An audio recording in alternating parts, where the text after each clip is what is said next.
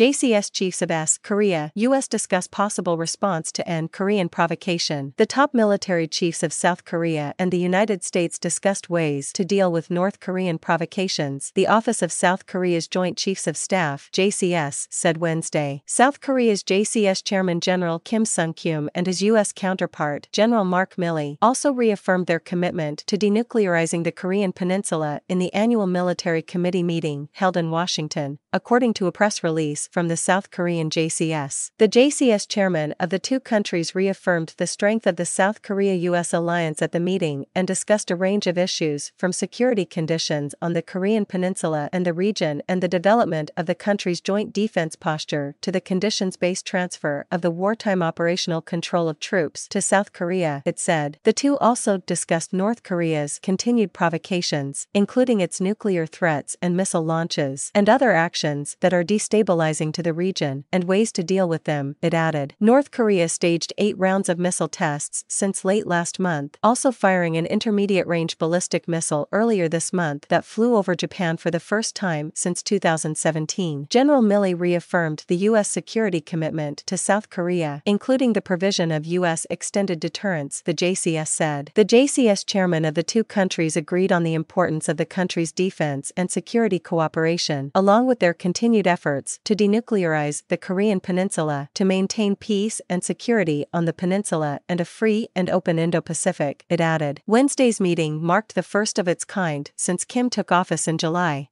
It also marked the 47th of its kind since the Allies began holding the annual talks in 1978. The South Korean JCS earlier said Kim and Milley will be joined by their Japanese counterpart, General Koji Yamazaki, on Thursday for three-way talks known as the Trilateral Chief of Defense. This podcast is created by Kronos Worldwide Productions.